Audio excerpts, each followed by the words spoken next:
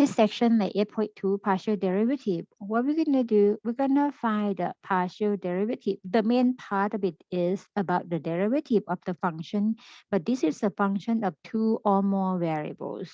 Okay, so that's why we have to think about what derivative with respect to, like if you have the variable x, variable y, variable z, something like that, you're going to do with respect to which one, with respect to x or with the y or with the z. So that's why the name is kind of has extra than just a normal derivative, as you are familiar with. And then the next part, we're going to find the second order partial derivative. Let's get started with the first derivative. So from the definition, if we have or we are given the function like z as a function of both x and y, this time if you recall, x and y, they are called independent variable. And z is the dependent variable because z depend on the values of x and y. So the first partial derivative with respect to x, we use the notation, the curl f with respect to x, or the dz with respect to x, or use the f subscript x.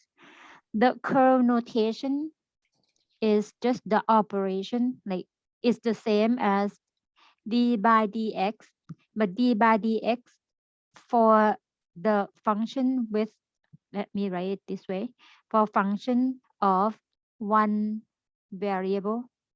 And then when you change the notation d into the curl d, is called, like that's the informal name of it, it's called the curl d. Like when you write the letter d, but instead of make a straight back d, you just curl it over to the front, curl d. This one for the function of more than one variable.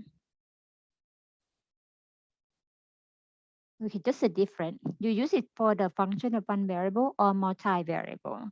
And the function, we have the function f, you see that? F for the function of x and y, or the function z. So that's why it's followed by either the f or followed by the z. It doesn't matter. And the subscript, just the shortest notation to represent the first derivative of this function with respect to x. That means you treat other variable as the constant. If you have x and y will be treated as a constant. So you just treat it as the coefficient, basically.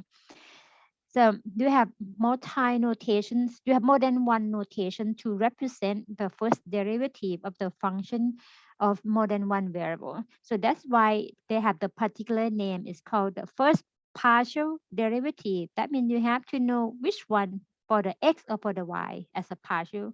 Okay, like you have more than one branch to work on, or more than one option to go for the first derivative.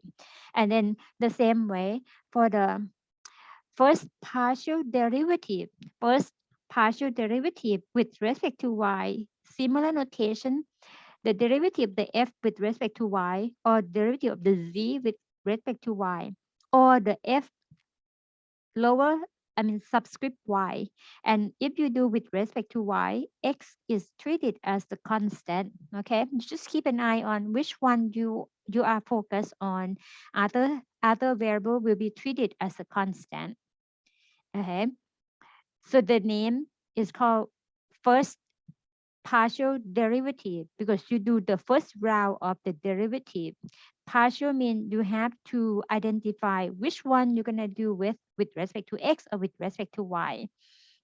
Like for the first example, we are going to find the first partial derivative with respect to x and the first partial derivative with respect to y. Let me put a note here.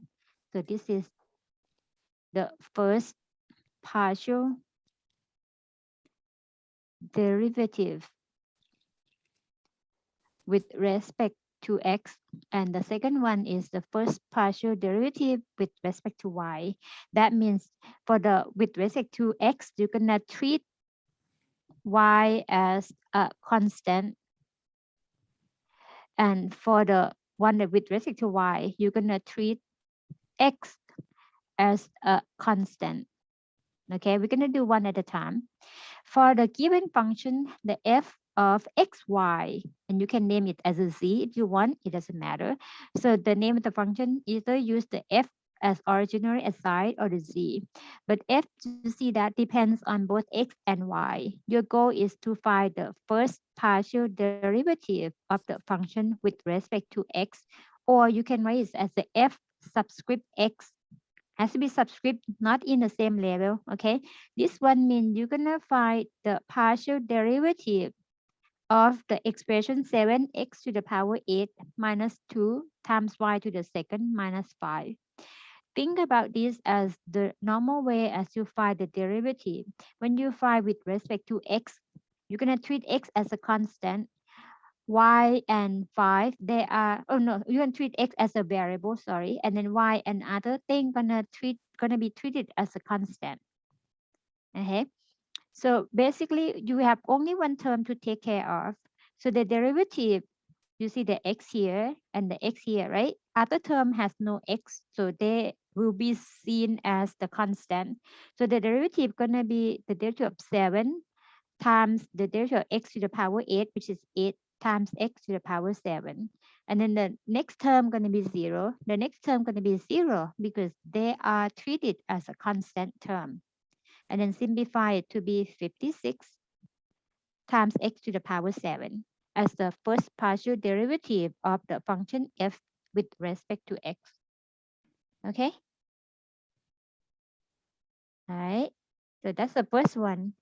And then the second part is the first partial derivative with respect to y, which is the derivative f with respect to y here. That means I'm gonna set up as the general pattern as the partial derivative with respect to y of the expression 7x to the power 8 minus 2 times y to the second minus 5. This time you target the y. So you're gonna treat x and other thing as the constant. Okay, that means the first term, you don't see y, you treat it as the constant term. Derivative of the constant is 0. Derivative of the next term going to be 2 times the derivative of y squared, which is 2 times y. And the last term, derivative of the 5 with respect to y going to be 0. So the answer going to be negative 4y.